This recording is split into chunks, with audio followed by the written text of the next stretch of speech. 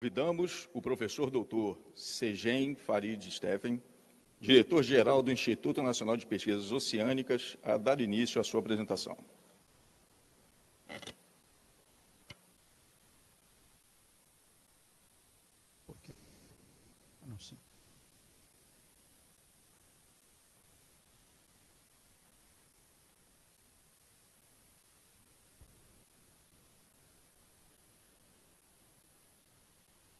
Aqui para frente.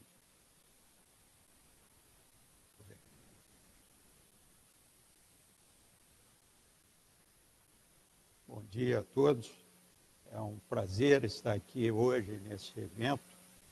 Meus agradecimentos especiais ao Almirante Zúcaro pelo convite, ao Almirante Garriga pela Escola de Guerra Naval e a organização do comandante Braga é muito bem reconhecida.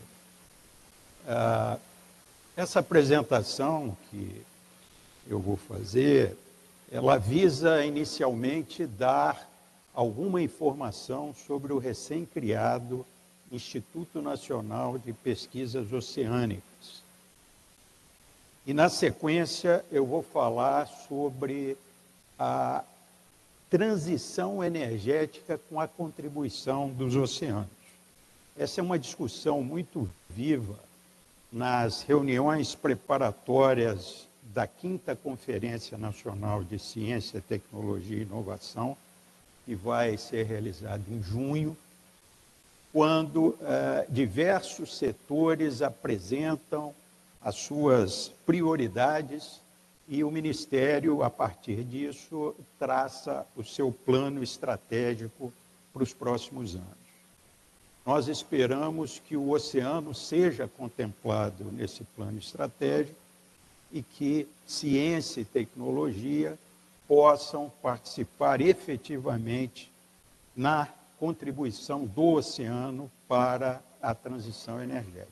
É basicamente isso que eu vou comentar hoje aqui. Inicialmente, deixa eu me familiarizar aqui. Está funcionando? Esse é o conteúdo do que eu vou apresentar. Inicialmente, eu vou falar um pouquinho do nosso INPO. O INPO é uma organização social vinculada ao Ministério da Ciência, Tecnologia e Inovação. Nós assinamos um contrato de gestão em setembro do ano passado com o Ministério da Ciência, Tecnologia e Inovação. E a nossa missão é promover uma ciência oceânica transformadora. O foco vai ser local, nacional, Atlântico Sul e a influência global, ampliar o papel do Brasil no cenário internacional e, eu diria com grande importância, subsidiar, com embasamento técnico-científico, a implementação de políticas públicas. A ideia do INPO é contribuir para que ciência e tecnologia possam subsidiar as nossas políticas públicas sobre o oceano. Nós temos uma rede que denominamos Rede de Pesquisa, Inovação e Infraestrutura. Aqueles pontinhos azuis são as universidades que participam dessa rede. São 24 universidades, cerca de mais de 20 empresas de base tecnológica. Os INCTs, que têm cerca de 10 Institutos Nacionais de Ciência e Tecnologia do Ministério de Ciência e Tecnologia vinculados ao oceano, que participam dessa rede, além de sociedades técnico-científicas e grupos científicos especializados. Ou seja, o INPO quer trabalhar com uma base científica forte e, a partir daí, usar a infraestrutura disponível no país. Nós temos 4 programas principais no nosso programa científico, circulação oceânica em larga escala, biodiversidade marinha aplicada, oceano profundo e tecnologia e inovação, onde está inserido o que eu hoje vou discutir aqui, que é basicamente a energia renovável no oceano. Muito bem. Dito isso, eu vou passar para a nossa apresentação de fundo sobre as renováveis do oceano. E esse quadro, ele é um quadro do IPCC, painel intergovernamental, né, de mudanças climáticas, e que nos dá uma ideia de como estamos em termos dos recursos disponíveis para geração de fontes renováveis. E nós vemos que a eólica, ela excede essa linha vermelha, que é a demanda global de energia. Esse dado é um dado de 2008, mas hoje a modificação não é muito grande em relação a essa linha, nos dá uma ideia global. E a energia do oceano, que nós definimos como ondas, marés, correntes, gradiente térmico, ele tem um nível de incerteza dado por esse lado vertical desse retângulo. Ou seja, precisamos de mais medições in situ, precisamos de mais medições por satélite, para que a gente consiga atingir uma definição como nós temos nas hidrelétricas, onde existe muito pouca incerteza em relação à disponibilidade dos recursos. Por quê? Porque esses recursos estão devidamente mapeados. Mas, em linha geral, em conclusão para essa figura, o que eu quero dizer é que tanto a eólica, energia de fontes eólicas, quanto a oceânica, se nós tirarmos uma média, elas excedem e muito a demanda mundial por energia se forem convertidas para esse fim. Obviamente, nós temos limitações, né? Limitações geográficas, conflitos de interesse. Uma das funções do próprio PEM, né, que é o Planejamento Espacial Marinho, é dirimir esses conflitos, essas incertezas e identificar as vocações que se tem no litoral e na zona econômica exclusiva. Quando a gente fala de matriz elétrica brasileira, esse aqui é um quadro de um dado de 2023, mas que retrata 2022, cerca de 82% da nossa matriz já vem de fontes renováveis. Então, o Brasil está muito avançado em termos da sua geração elétrica de fontes renováveis. Hoje, se nós atualizarmos esses números, nós estamos chegando a 90% da matriz energética sendo atingido por fontes renováveis.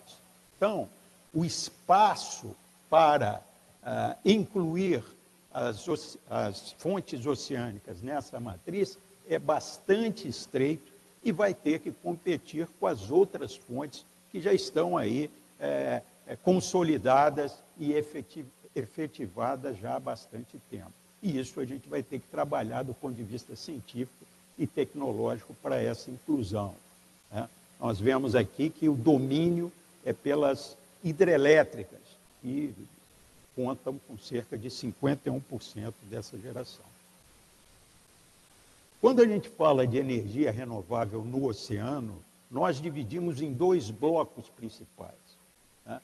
Um está relacionado ao espaço oceânico, e aí a gente está falando da eólica offshore, estamos falando da nova tecnologia que está despontando, que é a solar flutuante. Usar o ambiente marinho a partir de plataformas que podem sediar painéis solares.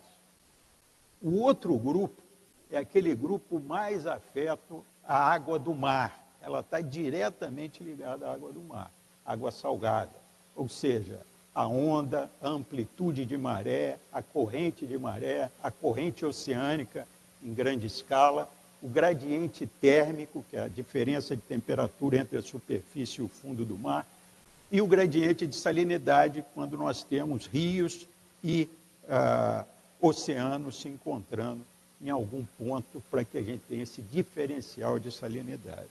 E é isso que se trabalha, do ponto de vista científico e tecnológico, para viabilizar a geração elétrica e outros usos, como dessalinização da água, como produção de hidrogênio, etc. Nós temos, do ponto de vista das energias oriundas da água salgada, diferentes níveis de prontidão tecnológica. E esse TRL, que é o grau de maturidade tecnológica, ele é desenvolvido, é um índice desenvolvido pela NASA, né? Ele nos diz que quando estamos no nível 9, nós estamos numa fase de comercialização. E as outras saem de princípios básicos e vão evoluindo para laboratórios, para testes em escala real, até poder atingir o grau 9. Nós vemos aqui que nós temos diferentes situações para cada uma dessas tecnologias.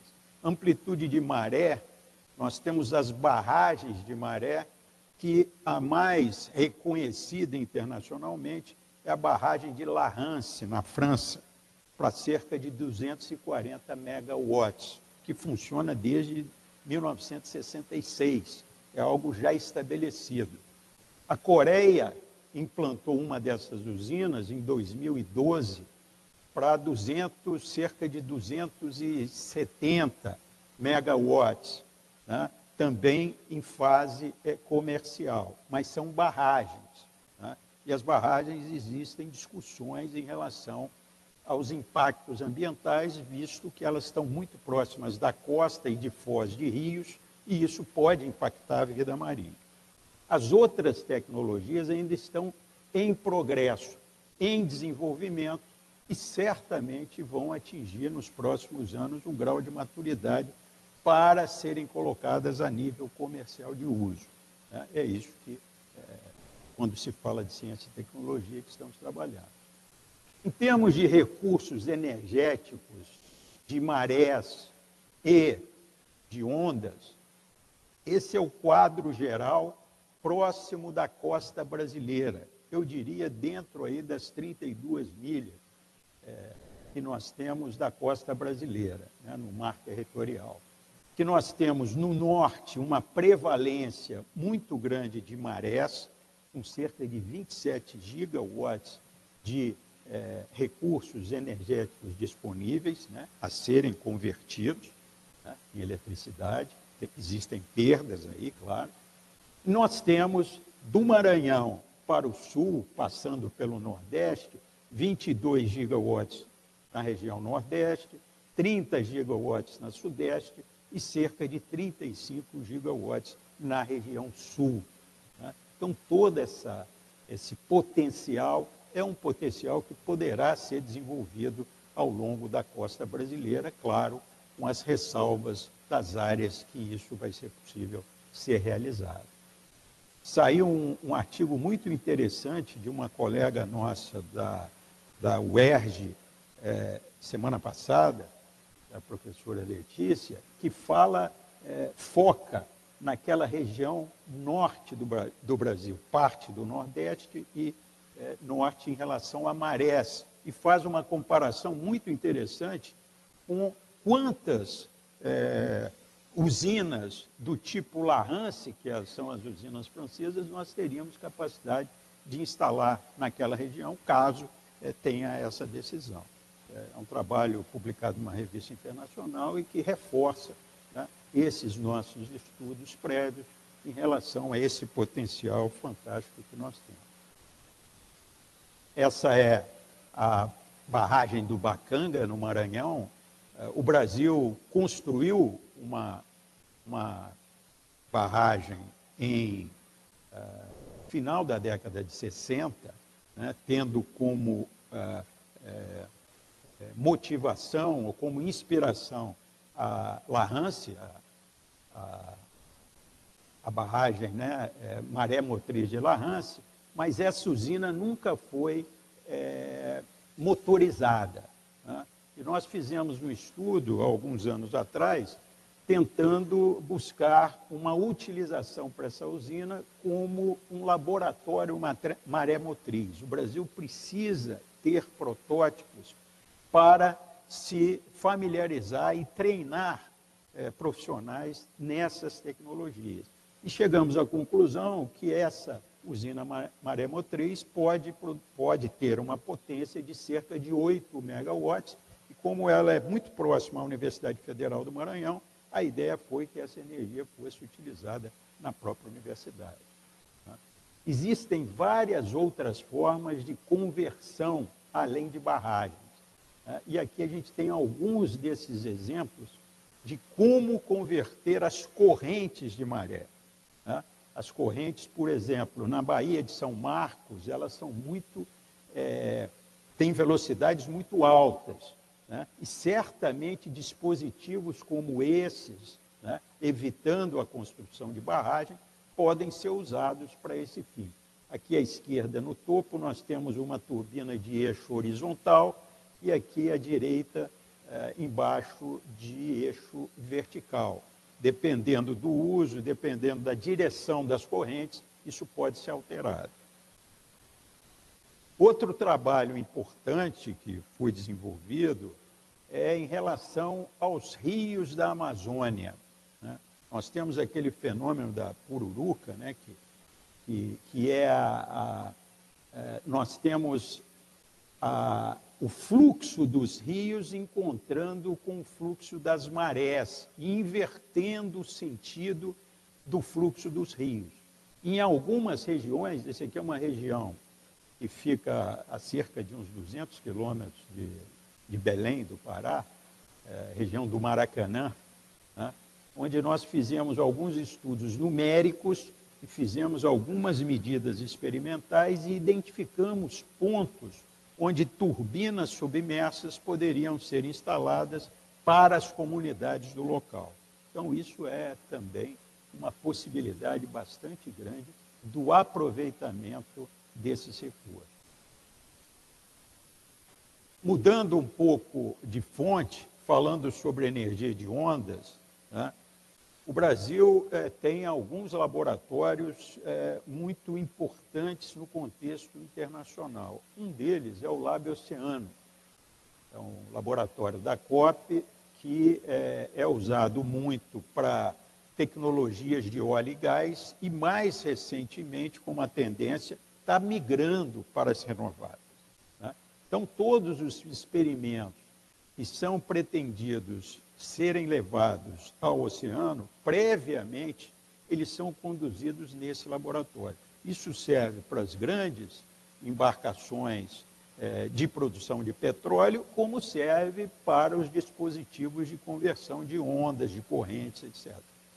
E aqui é um desses exemplos, de uma patente desenvolvida também na COP, que gerou um dispositivo que foi instalado durante 4 anos no porto do Pecém, para testes e maior aprendizado sobre o comportamento em condições reais desses conversores de onda. Ou seja, aqueles 2 flutuadores, à medida que eles movem, eles injetam água sob pressão nesses outros dispositivos aqui, que estão aqui mais embaixo na figura, e esses dispositivos vão acionar uma turbina, simulando uma queda, por exemplo, de 200, 300 metros que a gente tem nas usinas hidrelétricas.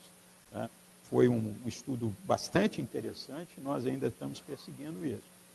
O outro trabalho, ele tem até uma relação grande com a Marinha, ele é próximo à Ilha Rasa, e nós, há algum tempo, temos discutido essa possibilidade de termos um dispositivo para estudos, onde ele vai ser instalado no fundo do mar, tem um flutuador que nós podemos ver ali na...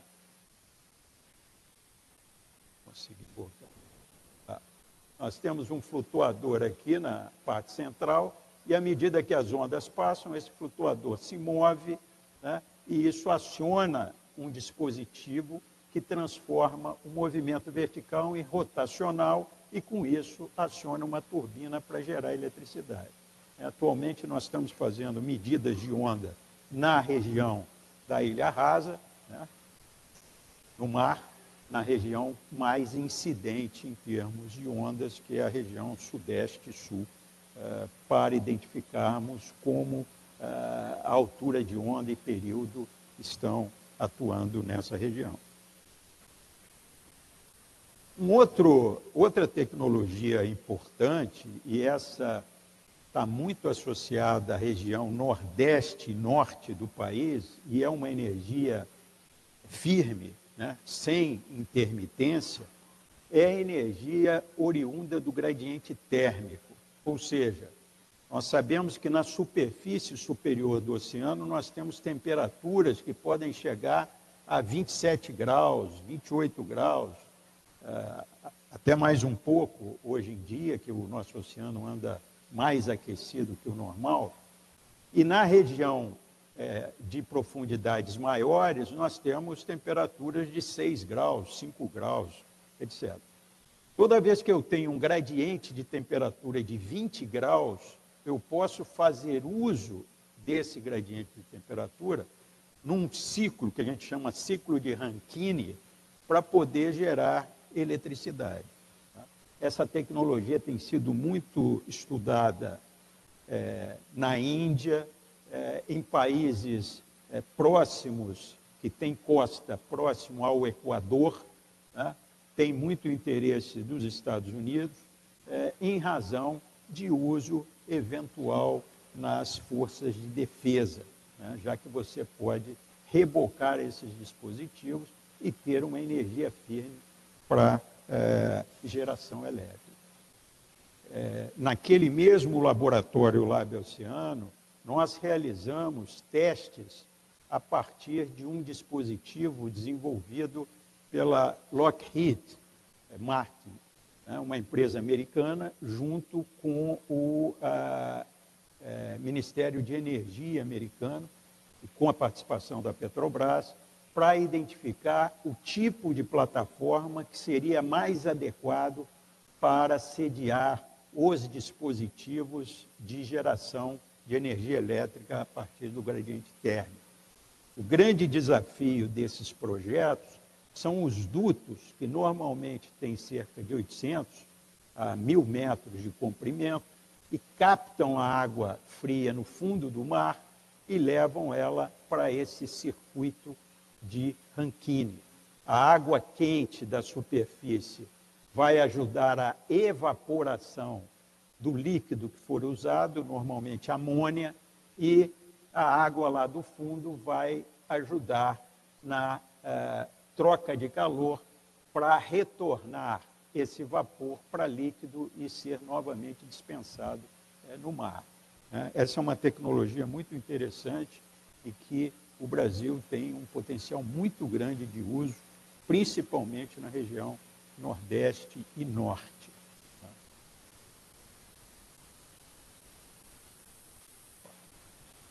Ok. Agora eu vou entrar um pouquinho nas eólicas offshore. Né? A eólica offshore é o que está, hoje em dia, liderando, em termos de tecnologia, as possibilidades dessa transição energética. E ela tem um impacto muito grande, porque ela pode gerar uma quantidade de energia totalmente diferente das outras que eu citei. Ela tem uma capacidade de geração muito maior. Né? Isso é importante. Esse quadro e essa figura, elas são oriundas da EPE, que é a Empresa de Pesquisa Energética, né? Numa publicação de 2020, e nossos estudos teóricos, eles confirmam isso aqui. Nós temos várias publicações nos últimos anos, através de estudos independentes, que mais ou menos concordam com o que está aí colocado. E o que está colocado? O Brasil tem uma capacidade muito grande em termos de velocidade de vento e, mais importante ainda, fator de capacidade. É o tempo que esse vento se mantém para a geração. Então, basta a gente ter picos de alta velocidade, porque isso vai ser num período de tempo muito breve e a quantidade de energia vai ser muito pequena. O que a gente pode depreender aqui é que, confirmando que mais ou menos já sabemos, que a região Nordeste é a região que tem as condições mais favoráveis. Mas mais favoráveis em termos de quê? Em termos de velocidade de vento, se nós virmos ali naquela tabela no topo, né? A segunda coluna é o Nordeste, né? Ela tem maior capacidade, fator de capacidade, o tempo que permanece, e as velocidades de vento são também maiores e de qualidade melhor. Qual é a vantagem do Nordeste? É que essa região, que é muito promissora, ela fica próxima da costa, em profundidades menores do que 50 metros, o que faz que possamos colocar estacas e, com isso, reduzir os custos dessa implementação na região Nordeste. Tá? Problema que tem é o problema de descomissionamento. Tá? Toda vez que a gente fala em cravar estacas, nós temos que pensar que um dia nós temos que tirar as estacas de lá.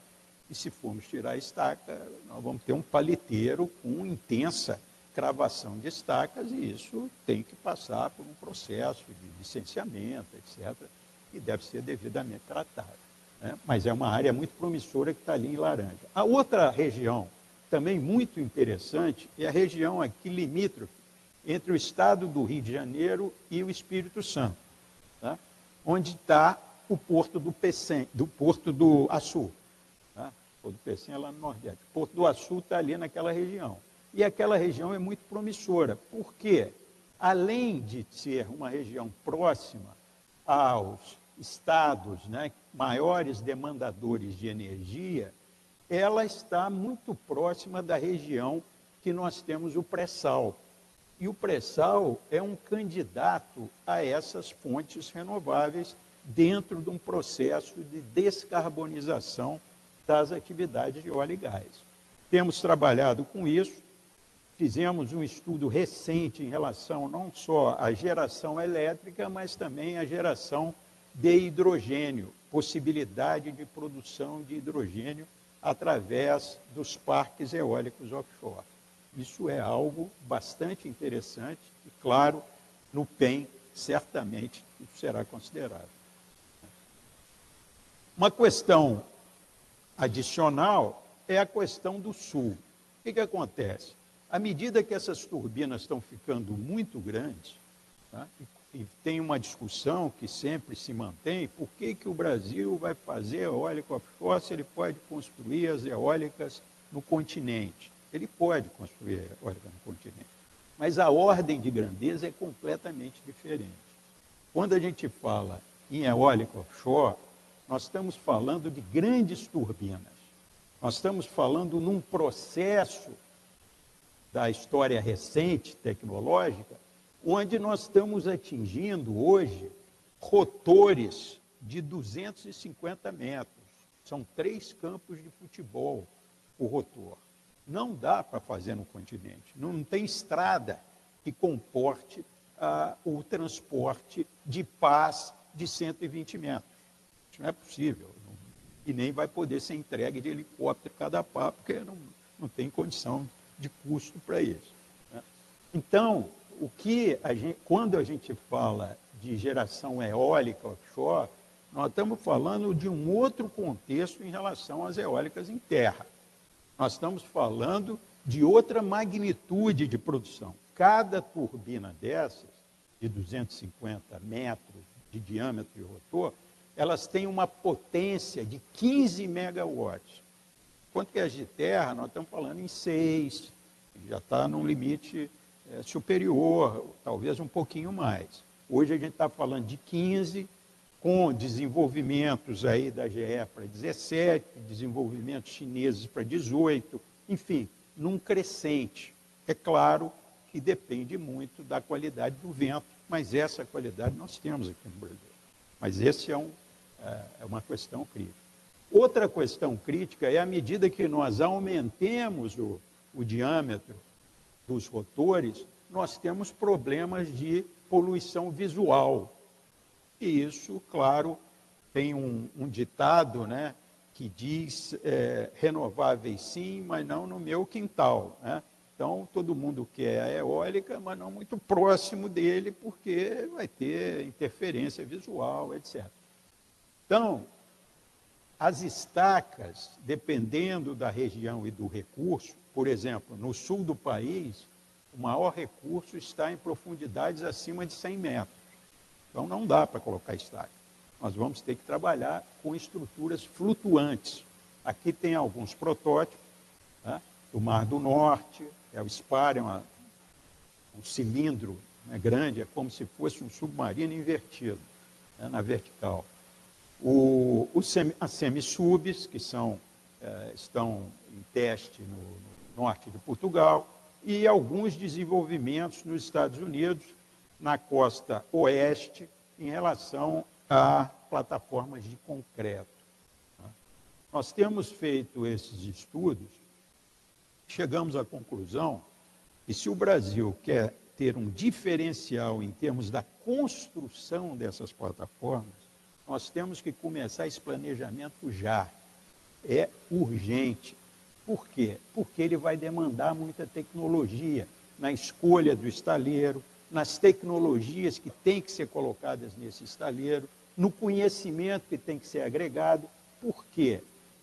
Essa plataforma do lado esquerdo, com uma turbina de 15 megawatts, ela tem um rotor, né, aquilo que nós falamos, em torno de 250, essa aqui tem 240 metros, por exemplo. Tá?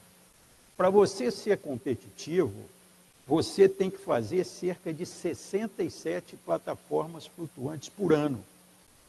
Por quê? Para ter uma capacidade de 1 gigawatt, que normalmente são os grandes parques eólicos. Quando eu comparo isso com o desenvolvimento de óleo e gás, uma plataforma, um FPSO, que é a plataforma de armazenamento, de produção e armazenamento de petróleo, normalmente nós demoramos 2 anos e meio para construir uma plataforma dessa. Claro, de grande porte. Aqui nós vamos ter que construir mais do que uma por semana. Esse é o desafio. Vamos arredondar, uma por semana. Esses dispositivos têm que ser tipo um Lego. Nós temos que pensar tudo antes, quais as peças que nós vamos montar para que esse estaleiro tenha a capacidade dessa produção. Qual a infraestrutura em termos de guindastes?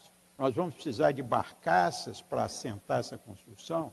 Então, todo esse processo é um processo que nós não devemos relegar, principalmente quando a gente discute o renascimento da construção naval no Brasil. Vamos, então, fazer uma construção naval para o futuro. Eu acho que isso é um desafio importante que nós temos condição de enfrentar. Isso aqui eu não vou me detalhar nisso, isso aqui são estudos que nós estamos desenvolvendo para tentar acoplar a previsão, que está aqui à esquerda, né? Hoje em dia existem métodos avançados, baseados em bancos de dados internacionais, onde você pode prever um grande nível de precisão o perfil eólico que você tem da região, o efeito disso nas pás da turbina eólica, e a consequência disso em termos estruturais nas pás. Nós estamos falando de pás de 120, 125 metros, dessa ordem de grandeza. Né? Então, nós temos que nos precaver e planejar essa manutenção.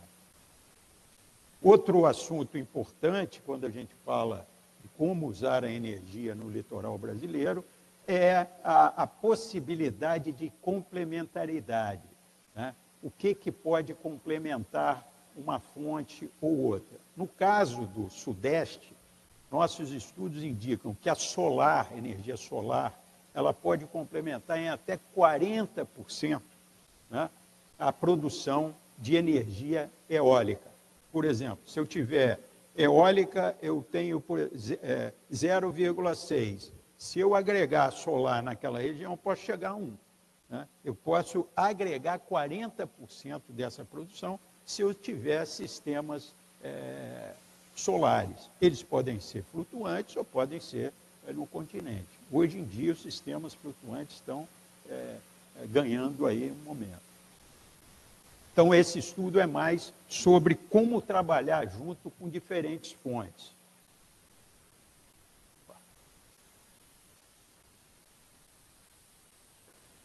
Tive um probleminha. Qual foi? A outra possibilidade, em consequência desse estudo de vento e solar, é a avaliação de parques híbridos de energia.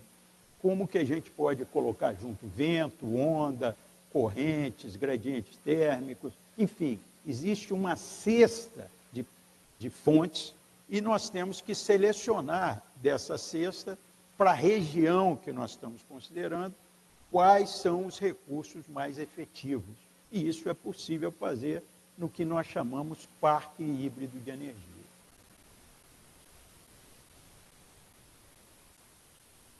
Opa, passei demais aqui. Opa, probleminha aqui.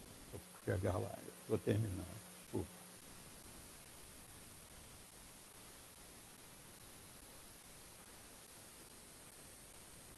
Pronto.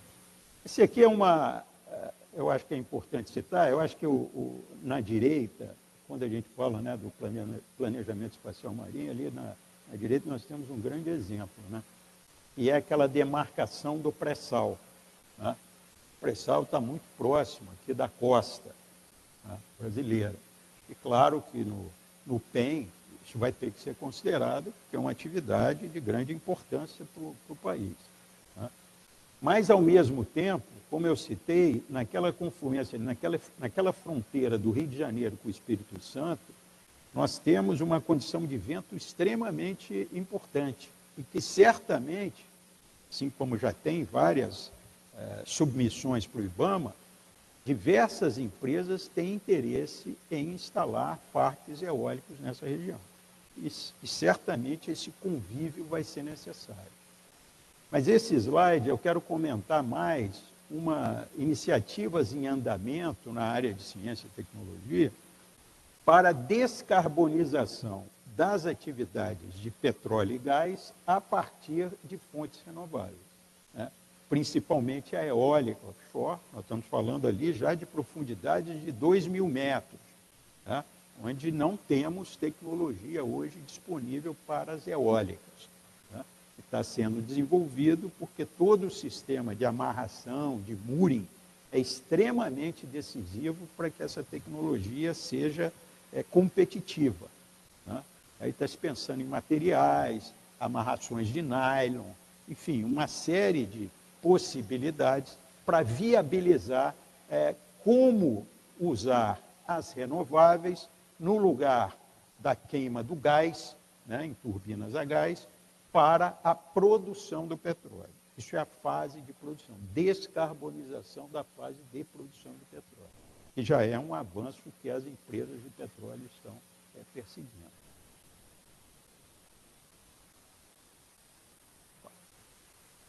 Estou tendo um probleminha aqui. Desculpa aí.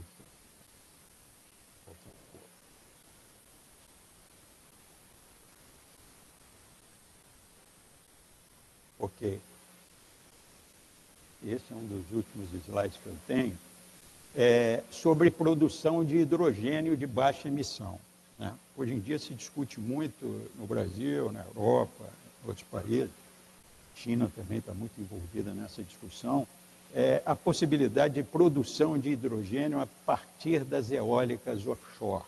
Né? Nós realizamos, isso na COP, né? Nós realizamos um estudo que foi concluído aí no último mês, para a Total Energies, né, a empresa francesa, para fazer um estudo sobre o Porto do Açu, a possibilidade de geração, de produção de hidrogênio offshore ou produção de hidrogênio onshore, ou no mar ou em terra, partindo sempre que teríamos um parque eólico offshore. A partir de um parque eólico de 120 megawatts, se simulou como seriam as gerações em terra, transmitindo a energia elétrica por cabos até a terra, e lá usando eletrolisadores para produzir o hidrogênio e armazenar, ou esses parques eólicos iriam transmitir energia para uma plataforma offshore, onde seria produzido o hidrogênio e transportado por dutos para o continente. Né?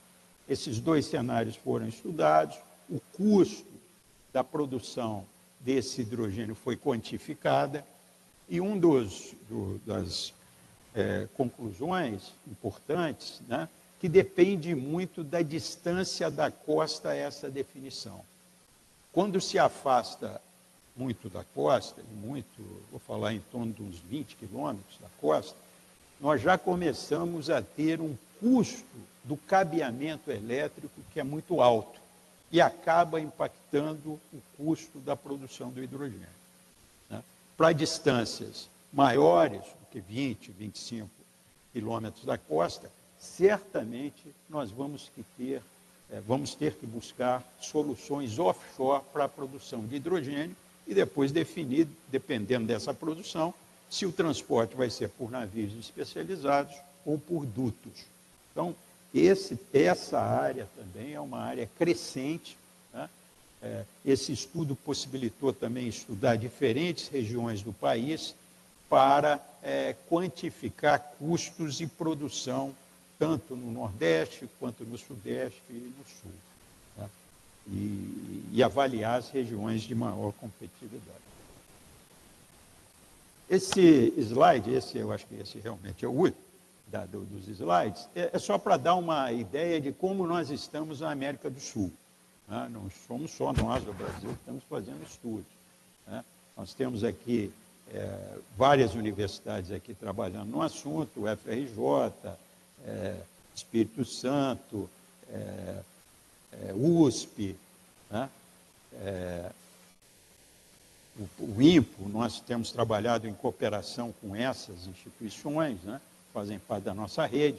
Temos no Rio Grande do Sul atividades importantes, também Uruguai, e temos no Chile algo muito interessante que é o que se chamam de Open Sea Lab, possibilidade de você trabalhar com laboratórios abertos, onde se possa fazer testes que sejam próximos da realidade, né? Então, existe essa capacidade no Chile, muito interessante, e eu acho que o Brasil deve também se preparar para ter esse tipo de laboratório. Tem iniciativas importantes também na Colômbia em relação a isso, né?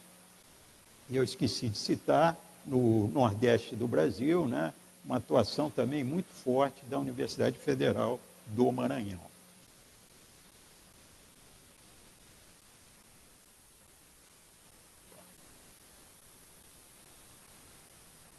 Ok? Minhas considerações aqui finais, né?